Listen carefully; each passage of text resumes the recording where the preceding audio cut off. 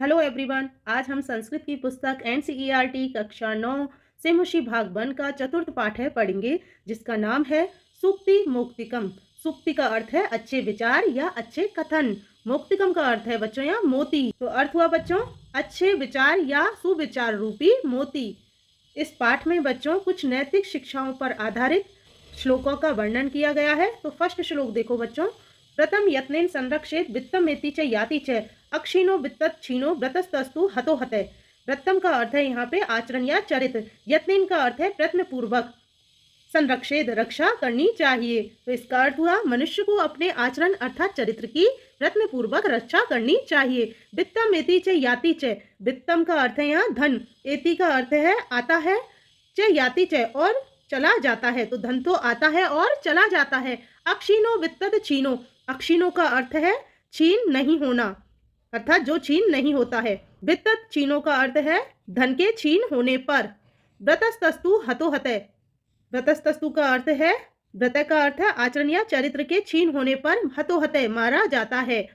तो इसका अर्थ हुआ यहाँ पे वित्तत छीनो से लेंगे यहाँ कि धन के छीन होने पर मनुष्य अक्षीणो कमजोर नहीं होता है, अर्थात छीन नहीं होता है। धन के छीन होने पर मनुष्य छीन नहीं होता है। व्रतस्तस्तु हतो हते, बल्कि उसके आचरण या चरित्र के छीन होने पर वह मारा जाता है, अर्थात उसका विनाश हो जाता है। तो फिर से देखते हैं एक बार और अर्थ। मनुष्य को अपने आचरण चरित्र की प्रयत्न पूर्वक रक्षा करनी चाहिए। धन तो आता है और चला जाता है। धन के छीन होने पर मनुष्य कमजोर नहीं होता है, अर्थात मनुष्य छीन नहीं होता है, बल्कि आचरण या चरित्र के छीन होने पर मनुष्य का विनाश हो जाता है, अर्थात मनुष्य मारा जाता है। अब देखो सेकंड श्लोक बच्चों। श्रूयताम धर्म सर्वस्वम श्रुत्वा चैवावधार्यताम आत्मने प्रतिकूलानि परेशान न समाचरेत। तो इसका अर्थ हुआ बच्चों श्रूयताम यानी सुनना या सुनकर। धर्म सर्वस्वम का अर्थ है धर्म का सब कुछ। श्रुत्वा सुनकर। चैवावधार्यताम तो इसको तोड़ के लिखेंगे बच्चों। चैवावधार्यताम को च प्लस ए प्लस अवधार्यताम। तो च का अर्थ है और, ए का अर्थ है ही, अवधार्यताम का अर्थ है धारण करना चाहिए। तो मनुष्य को धर्म का सार सुनना चाहिए। श्रुत्वा चैवावधार्यतम और सुनकर उसे मन में धारण करना चाहिए। आत्मने प्रतिकूलानि। आत्मने का अर्थ है स्वयं को। प्रतिकूलानि प्रतिकूल लगे अर्थात अच्छा ना लगे। परेशान न समाचरित। परेशान का अर्थ है दूसरों के। न समाचरित आचरण नहीं करना चाहिए। तो दूसरों के साथ वैसा आचरण नहीं करना चाहिए। तो फिर से देखते हैं इसका अर्थ। मनुष्य को धर्म का सार सुनना चाहिए और सुनकर उसे मन में धारण करना चाहिए कि जो स्वयं को प्रतिकूल लगे अर्थात अच्छा ना लगे वैसा दूसरों के साथ आचरण नहीं करना चाहिए। अर्थात जो व्यवहार हमें अच्छा नहीं लगता है वैसा व्यवहार हमें दूसरों के साथ नहीं करना चाहिए। अब देखो तीसरा श्लोक बच्चों। प्रिय वाक्य प्रदानेन सर्वे तुष्यन्ति जन्तवः तस्मात् तदेव वक्तव्यम। वचने का दरिद्रता। प्रिय वाक्य प्रदानेन का अर्थ है मधुर वचन बोलने से। सर्वे तुष्यन्ति सभी। तुष्यन्ति का अर्थ है प्रसन्न होते हैं अर्थात संतुष्ट होते हैं। जन्तवः का अर्थ है प्राणी। मधुर वचन बोलने से सभी प्राणी प्रसन्न होते हैं। तस्मात् तस्मात् का अर्थ है इसलिए। तदेव सदैव। वक्तव्यम बोलने चाहिए। वचने क्या दरिद्रता। बोलने में कैसी दरिद्रता अर्थात कैसी कंजूसी। तो हमेशा हमें मधुर वचन बोलने चाहिए। बोलने में क्या दरिद्रता अर्थात बोलने में कंजूसी क्यों। तो इसका अर्थ फिर से देख लेते हैं। मधुर वचन बोलने से सभी प्राणी संतुष्ट होते हैं अर्थात प्रसन्न होते हैं, इसलिए हमें सदैव मधुर वचन बोलने चाहिए। बोलने में कैसी दरिद्रता अर्थात बोलने में कैसी कंजूसी। इसका भावार्थ है कि हमें हमेशा सदैव मधुर वचन बोलने चाहिए। बोलने में कंजूसी नहीं करनी चाहिए। अब देखो फोर्थ श्लोक बच्चों। पिबन्ति नद्यः स्वयमेव नाम्भः स्वयं न खादन्ति फलानि वृक्षा नादन्ति सस्यं खलु वारिवाहा परोपकाराय सताम विभूते। पिबन्ति यानी पीती हैं। नद्यः नदी। स्वयमेव नाम्भः। स्वयमेव का अर्थ है स्वयं। नाम्भः का यानी नहीं। अम्भः का अर्थ है जल। तो नहीं पीती हैं जल। तो इसका अर्थ हुआ बच्चों नदियाँ स्वयं अपना जल नहीं पीती हैं। स्वयं ने खादंती फलानी वृक्ष। स्वयं नहीं खाते हैं। फलानी वृक्ष वृक्ष अपने फल और वृक्ष अपने फल स्वयं नहीं खाते हैं। नादंती सस्यम खलु वारिवाहा। नादंती यानी नहीं खाते हैं। सस्यम का अर्थ है फसल।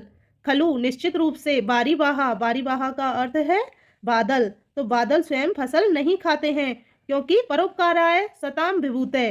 परोपकाराय का अर्थ है दूसरों की भलाई। सताम सज्जनों की। विभूते का अर्थ है संपत्ति। सज्जनों की संपत्ति दूसरों की भलाई के लिए होती है, स्वार्थ के लिए नहीं होती है।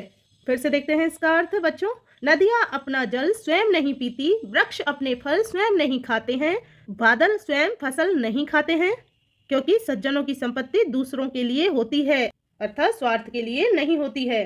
अब देखो नेक्स्ट श्लोक बच्चों। गुणेशेव ही कर्तव्य प्रत्न पुरुषै सदा, गुण युक्तो दरिद्रोपि नैश्वरैर गुणै समय। गुणश्वेव को तोड़ के लिखेंगे बच्चों यहाँ गुणेशु प्लस एव, अर्थात इसका अर्थ हुआ गुण ग्रहण करने के लिए, कर्तव्य प्रत्न करना चाहिए, पुरुषै सदा पुरुषों को अर्थात मनुष्यों को सदा, तो मनुष्य को सदा गुण ग्रहण करने के लिए ही प्रयत्न करना चाहिए।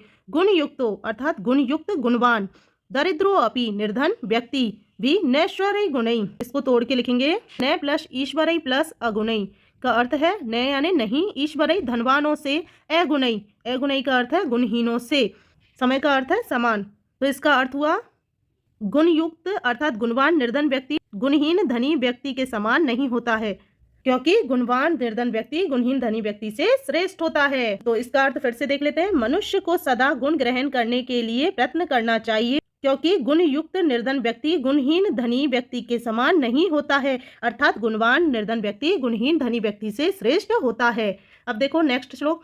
आरंभ गुर्वी छयनी क्रमेण लघवी पुरा वृद्धि मति च पश्चात दिनश्च पूर्वार्ध परार्ध भिन्ना छायेव मैत्री खल सज्जनानम। आरंभ गुर्वी का अर्थ है आरंभ में अर्थात शुरू में बड़ी, छयनी का अर्थ है छीन होती है, क्रमेण क्रम के अनुसार, लघवी का अर्थ है छोटी, पुरा का अर्थ है पहले, वृद्धिमती वृद्धि होने लगती है, चय और पश्चात बाद में, दिनश्य दिन में, पूर्वार्ध परार्ध भिन्ना, पूर्वार्ध का अर्थ है यहाँ पे दोपहर से पहले, परार्ध भिन्ना का अर्थ है दोपहर के बाद, छायेब का अर्थ है छाया के समान, मैत्री का अर्थ है मित्रता, खल सज्जनानम तो खल का अर्थ है दुष्टों की और सज्जन नाम का अर्थ है सज्जनों की। तो बच्चों यहाँ इसका अर्थ होता है, यहाँ से लेंगे इसका अर्थ सज्जना नाम से कि सज्जनों की मैत्री, सज्जनों की मित्रता, दिनश्य दिन के, परार्ध भिन्ना का अर्थ है दोपहर के बाद की, छाया के समान, शुरू में कैसी होती है छोटी और बाद में धीरे धीरे बढ़ने लगती है, और दुष्टों की मित्रता, खल से यहाँ से लेंगे कि दुष्टों की मित्रता दिन के पूर्वार्ध दोपहर से पहले की छाया के समान शुरू में अधिक और क्रमशः क्षीण होने लगती है। तो फिर से देखते हैं इसका अर्थ कि सज्जनों की मित्रता दिन के परार्ध दोपहर के बाद की छाया के समान और शुरू में छोटी और धीरे धीरे बढ़ने लगती है, और दुष्टों की मित्रता दिन के पूर्वार्ध की छाया के समान शुरू में अधिक और क्रमशः क्षीण होने लगती है। तो बच्चों इसमें बताया गया है कि सज्जनों की मित्रता छाया की तरह होती है जो समय के साथ बढ़ती जाती है, जबकि दुष्टों की मित्रता छाया की तरह होती है जो पहले बड़ी होती है लेकिन धीरे धीरे घटती जाती है। तो इससे क्या सीख मिलती है बच्चों कि अच्छे लोगों की मित्रता करोगे तो वह स्थायी रहेगी और बढ़ती हुई रहेगी, जबकि बुरे लोगों के साथ मित्रता समय के साथ घटती जाती है और समाप्त हो जाती है। अब देखो नेक्स्ट श्लोक बच्चों। यत्रापि कुत्रापि गता भवेयु हंसा महिमंडल मंडलनाय हानिस्तु तेषां ही सर्वोवराणाम येषां मरालय से भी प्रयोग है। यत्रापि का अर्थ है जहाँ, कुत्रापि कहीं भी, जहाँ कहीं भी, गता भवेयु का अर्थ है गए हो, तो जहाँ कहीं भी गए हो, हंसा हंस, महिमंडल मंडनाय का अर्थ है पृथ्वी को सुशोभित करने वाले, अर्थात पृथ्वी की शोभा बढ़ाने के लिए, तो पृथ्वी की शोभा बढ़ाने के लिए हंस जहाँ कहीं भी गए हों, हानिस्तु का अर्थ है हानि, तो तेषाम ही उन ही सरोवर नाम का अर्थ है सरोवरों की अर्थात तालाबों की, तो पृथ्वी की शोभा बढ़ाने के लिए हंस जहाँ चाहे कहीं भी गए हों, इससे हानि तो उन सरोवरों की अर्थात तालाबों की होती है। ये शाम मरालय से भी प्रयोग, ये शाम का अर्थ है जिनकी, मरालय का अर्थ है हंसों से, सह यानी साथ, भी प्रयोग का अर्थ है वियोग हो जाता है, तो जिनकी सुंदरता बढ़ाने वाले हंसों से उनका वियोग हो जाता है।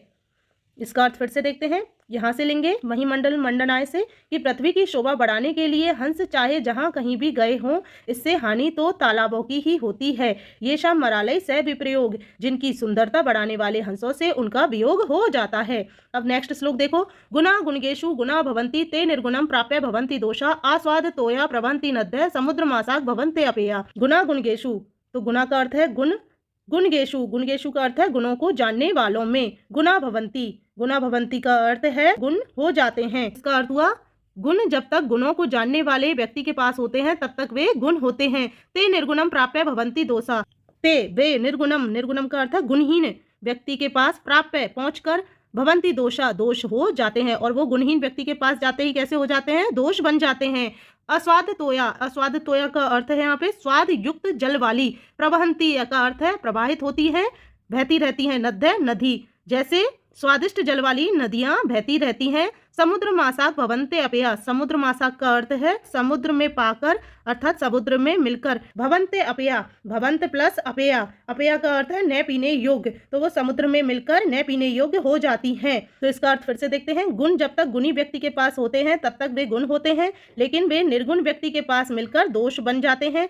जैसे स्वादिष्ट जल वाली नदियां बहती रहती हैं और वो नदियां समुद्र में मिलती हैं, तो उनका जल कैसा हो जाता है बच्चों, न पीने योग्य हो जाता है। तो बच्चों आपका यह चैप्टर पूरा हुआ। आशा करती हूँ आपको यह चैप्टर जरूर समझ में आया होगा।